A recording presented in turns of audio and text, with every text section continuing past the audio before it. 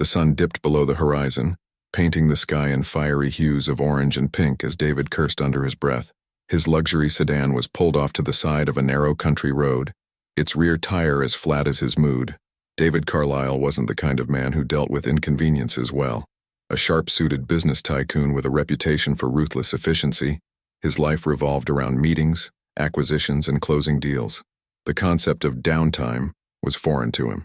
Yet here he was, stranded in the middle of nowhere with no cell service and a rapidly fading evening light. He kicked at the deflated tire, his polished leather shoes scuffing slightly. Perfect, just perfect, he muttered, running a hand through his impeccably styled salt and pepper hair. As he glanced down the road, a faint glimmer of hope appeared, a pair of headlights piercing through the twilight. The vehicle slowed, revealing an old, slightly rusted pickup truck. David's skepticism kicked in immediately. Who would stop for a stranger on a desolate road? The truck came to a halt, and out jumped a young woman in her early 20s, wearing a worn flannel shirt and faded jeans. Her auburn hair was tied back in a ponytail, her face smudged with dirt, but her smile was disarmingly bright. "Need a hand?" she asked, her voice light but confident. David hesitated, eyeing her warily. "I've got it under control," he replied tersely, gesturing vaguely at the car. She raised an eyebrow, folding her arms across her chest. "Doesn't look like it. Got a spare?" David grimaced. He did, but he had no clue how to change a tire, and admitting that to a stranger, let alone a young woman, wasn't exactly on his agenda. "I'll manage," he said, turning his back to her and inspecting the trunk with exaggerated purpose. She didn't budge. "Look, I'm not going to rob you or anything," she quipped, her tone tinged with amusement. "I just don't like leaving people stranded. My dad taught me to always help when I can." Her words caught him off guard. They were simple, earnest, and annoyingly hard to dismiss. "Fine," David relented, stepping aside. "Knock yourself out." She chuckled, grabbing a jack and wrench from her truck. "I'm Khloe, by the way," she said, crouching down to get to work. "David," he replied reluctantly, watching as she deftly replaced the tire. Her hands worked with the precision of someone who'd done this a dozen times before. "You live around here?" he asked, breaking the silence. "Yep, about 5 miles down the road. Small farm, nothing fancy." David nodded, unsure what to say. Here he was, a man who owned skyscrapers, being helped by someone who lived on a farm. As Khloe finished tightening the lug nuts, she stood and wiped her hands on a rag. "All done. Should get you home safe." David reached for his wallet. "How much do I owe you?" Khloe frowned, shaking her head. "Nothing, just wanted to help." And with that, she hopped back into her truck and drove off, leaving David standing there, bewildered and humbled. The next morning, David was still thinking about the girl from the road. Khloe, with her easy smile and straightforward attitude, wasn't the kind of person he usually encountered. People in his world didn't do things out of the goodness of their hearts. There was always an angle, a hidden cost.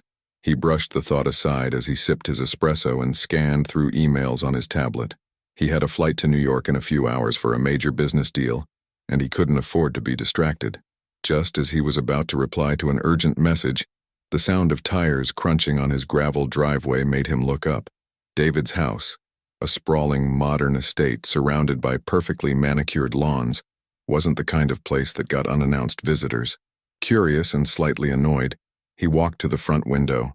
A sleek black SUV was parked outside, its windows tinted dark. For a brief moment, he felt a twinge of unease.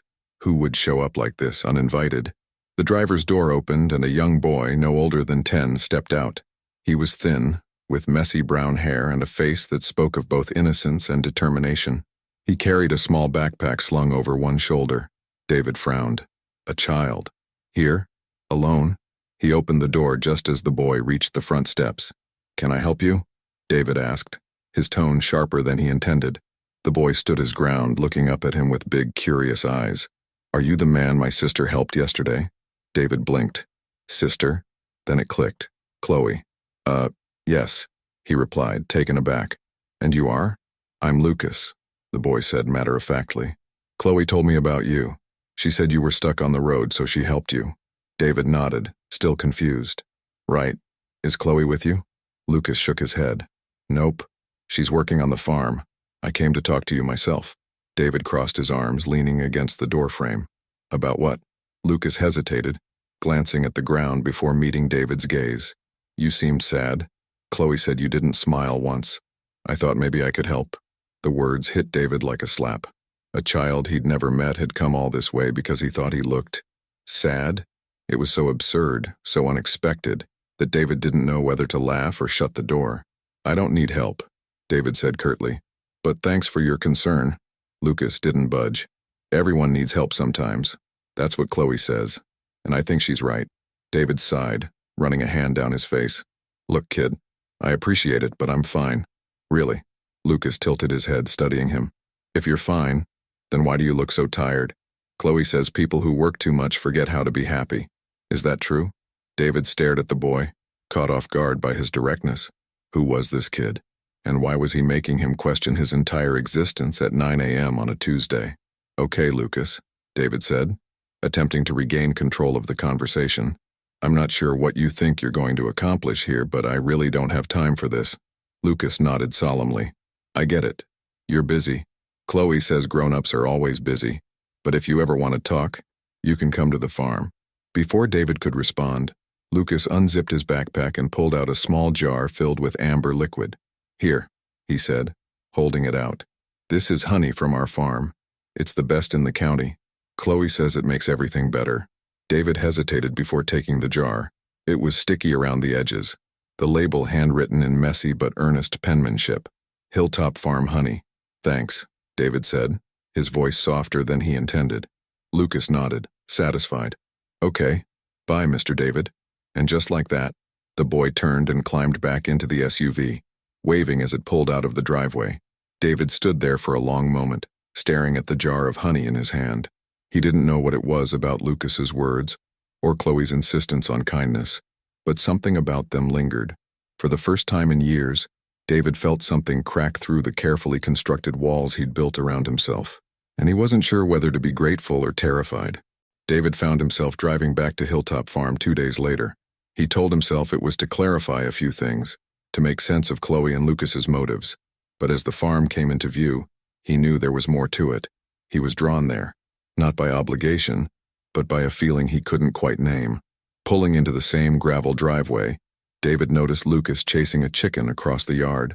The boy was laughing, his carefree energy a stark contrast to David's own tightly wound demeanor. For a moment, David just watched, feeling an odd pang of envy. Lucas noticed him and waved enthusiastically. Mr. David, you came back. David stepped out of his car, adjusting his jacket. Looks like it, he said, smiling despite himself. Khloe's out back, Lucas said, pointing toward the barn. You want to see the bees? Bees? Yeah, our honeybees. They're awesome. David hesitated, but Lucas's excitement was infectious. Sure, why not? Lucas led him around the barn to a small apiary nestled near a wildflower patch. The hives were painted in bright colors, buzzing with activity. Khloe says the bees are like a family, Lucas explained, crouching to inspect one of the hives. They all work together to make the honey, kinda like us. David raised an eyebrow. You and Khloe are like bees? Yeah, Lucas grinned. She works hard so we can keep the farm running, and I help out wherever I can. Teamwork, you know? David chuckled. That's an interesting way to look at it. Lucas straightened, dusting his hands on his jeans. What about you? Do you have a team? The question caught David off guard. His mind flashed to the boardrooms, the endless meetings and the impersonal transactions that defined his life. I guess you could say I do, he said carefully. But do you like them? Lucas asked, his tone guileless. David opened his mouth to respond but found himself at a loss. Did he like his team? Or were they just cogs in the machine of his success? Before he could answer, Khloe appeared from the barn, carrying a basket of fresh produce. She smiled when she saw them. Looks like Lucas roped you into bee duty. David shrugged, feeling oddly at ease. He's persuasive. Khloe set the basket down and joined them. So, what brings you back, Mr. Carlyle? David hesitated. I guess I wanted to understand you better, you and Lucas. People don't usually do what you did without expecting something in return. Khloe studied him for a moment, her expression softening. We don't see it that way. Helping someone isn't about keeping score. It's just the right thing to do. That's hard for me to wrap my head around, David admitted. Khloe nodded. It was hard for me too at first. After our parents died, I felt like I had to do everything on my own. But Lucas taught me that leaning on each other doesn't make you weak. It makes you stronger. Lucas beamed. See? I'm pretty smart.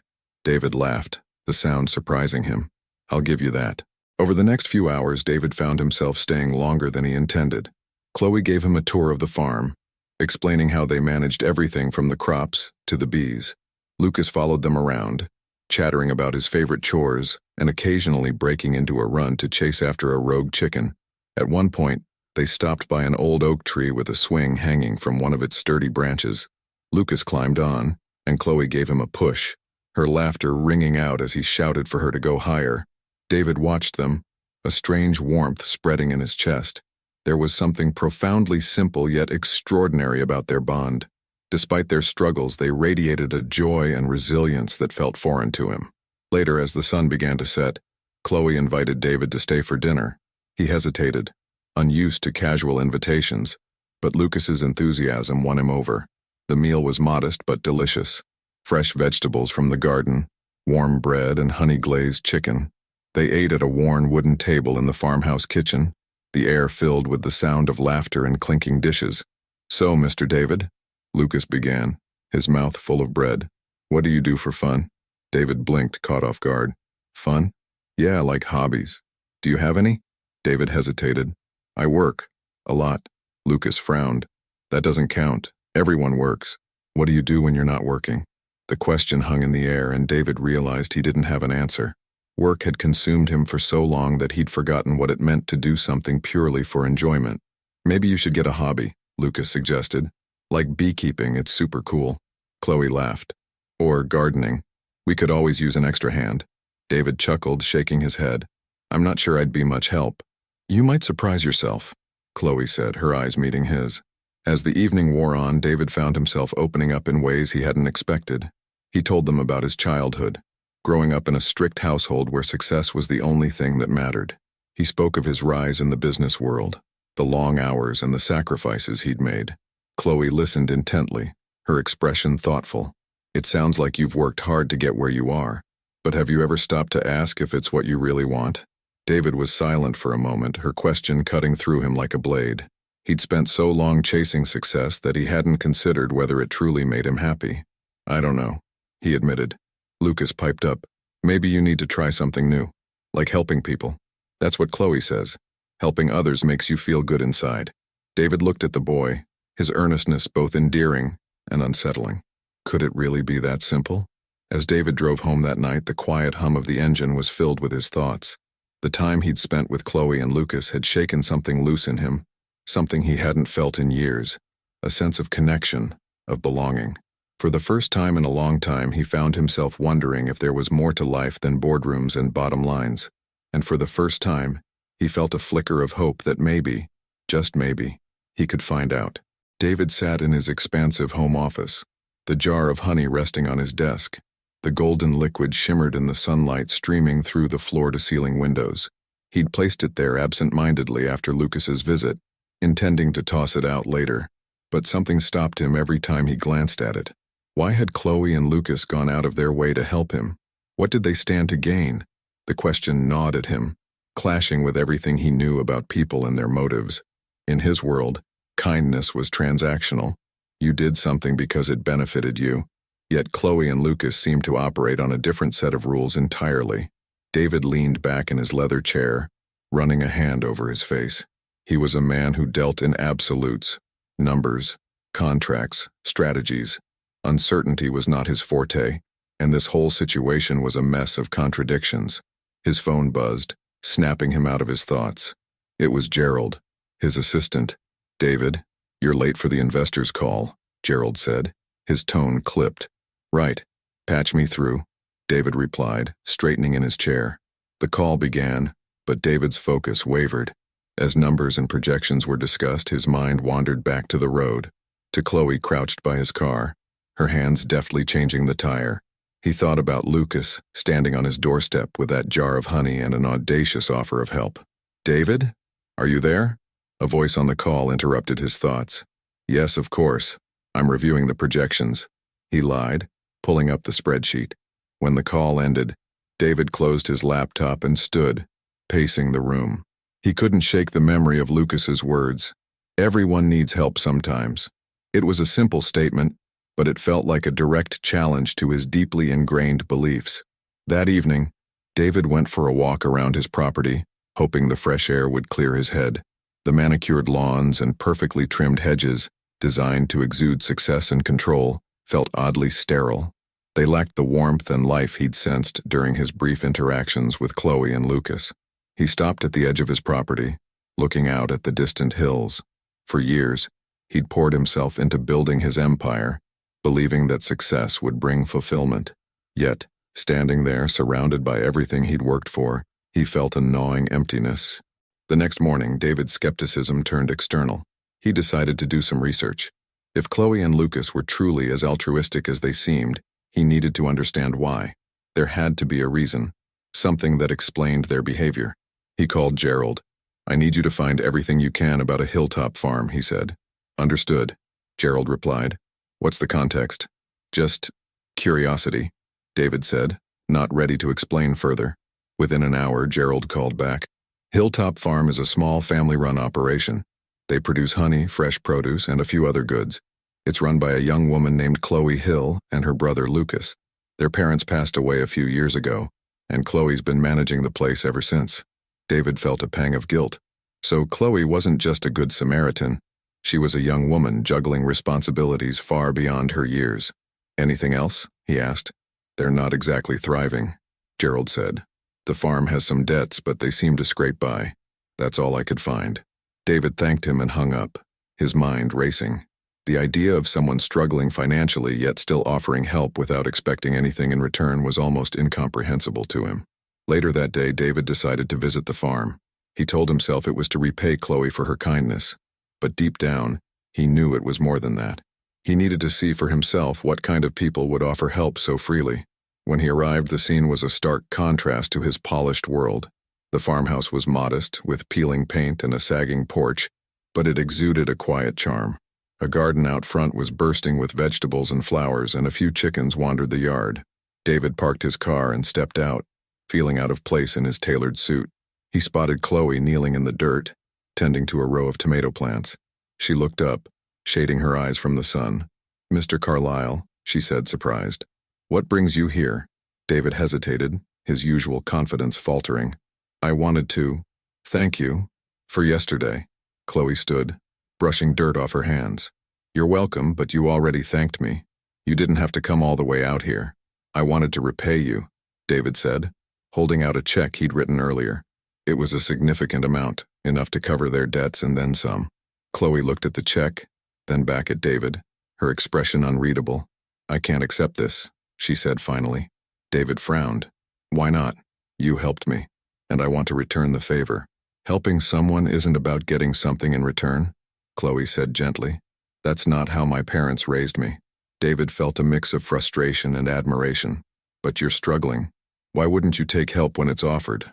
Khloe smiled, though it didn't quite reach her eyes. "We're getting by, and if I take this, it wouldn't feel right. The only thing I'd ask is that you pay it forward." David stared at her, his skepticism battling with a growing sense of gratitude. Khloe's words echoed Lucas's. "Everyone needs help sometimes." "I don't understand you," he admitted. "You don't have to," Khloe said with a shrug. "Just trust that sometimes kindness is enough." As David drove away, the check still in his pocket, he realized he wasn't just confused about Khloe and Lucas. He was confused about himself.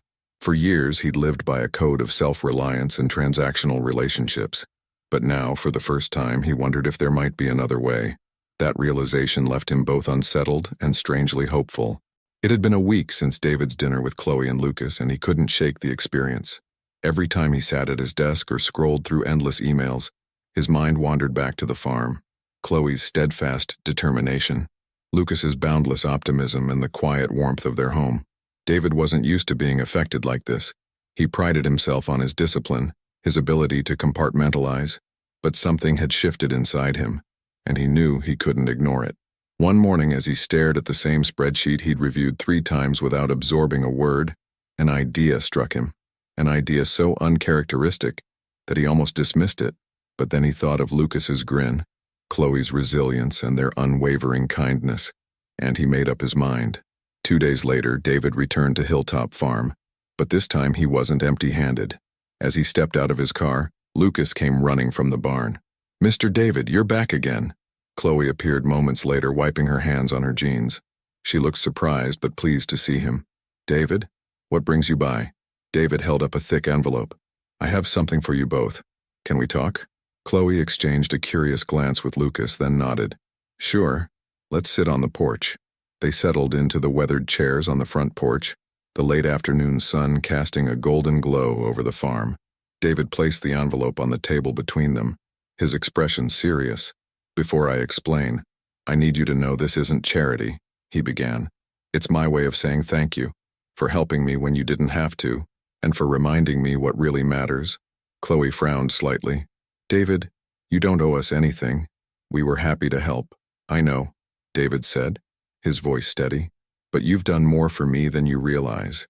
Spending time here, seeing how you live, how you care for each other, it's made me rethink a lot of things about my own life."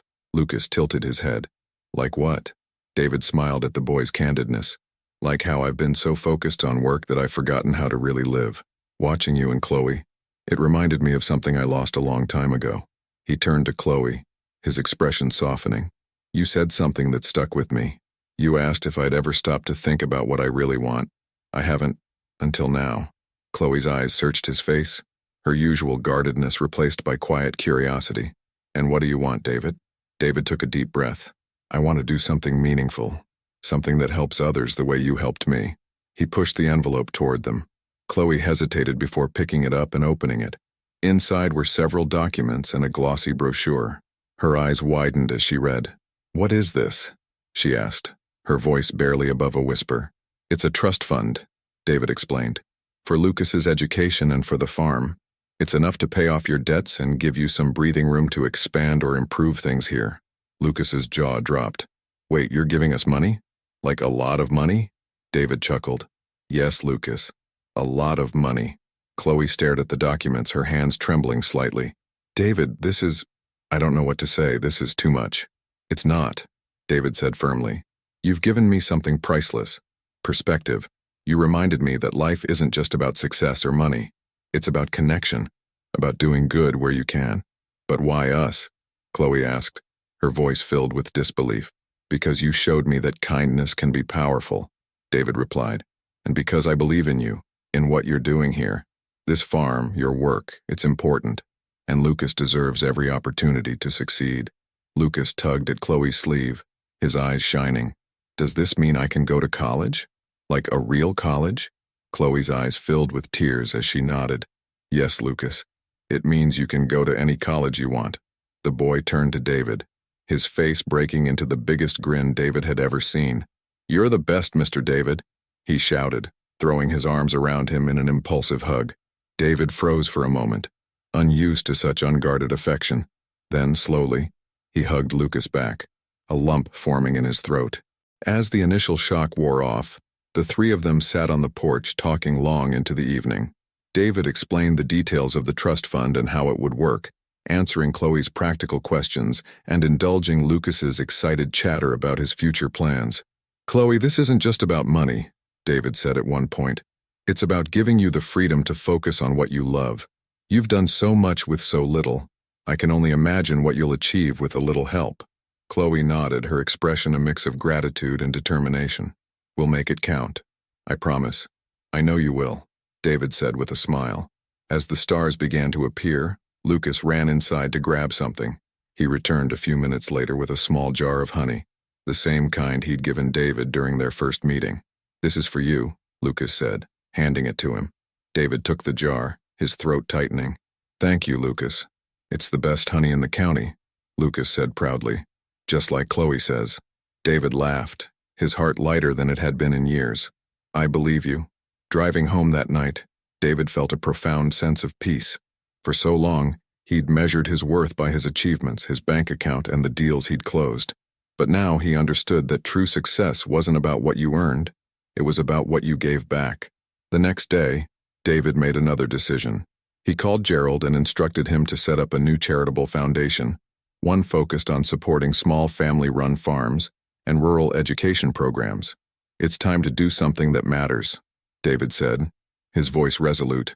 As he hung up, he glanced at the jar of honey on his desk. It sat there like a beacon, a reminder of the boy who believed in helping others and the sister who lived by those words every day. For the first time in years, David felt like he was finally on the right path, and it all started with a flat tire and an unexpected act of kindness. Months later, David stood at the edge of the wildflower patch near the Hilltop Farm's apiary. The air buzzed with the soft hum of bees, the setting sun casting golden hues over the land. He watched as Lucas chased a butterfly, his laughter ringing out across the field while Khloe inspected the hives with her usual care. The farm looked different now. The fences had been repaired, the crops were thriving, and a new barn stood proudly in the distance. Khloe and Lucas's hard work, coupled with a little support, had transformed the place into something extraordinary. "Thank you, David," Khloe said, joining him. Her voice was steady, but her eyes shone with gratitude. David shook his head. "You don't owe me thanks. This was all you." Khloe smiled. "Maybe, but you gave us the chance to dream bigger. That means everything." David nodded, his heart full. He had given them a gift, yes, but in many ways, they had given him so much more. They had reminded him of the power of connection, the value of kindness, and the joy that comes from helping others. As Lucas bounded over to show them his latest find from the garden, David couldn't help but marvel at how much had changed. Not just here at the farm, but within himself. Sometimes he realized life doesn't hand you big dramatic transformations. Sometimes it's a series of small, meaningful moments that slowly change your course.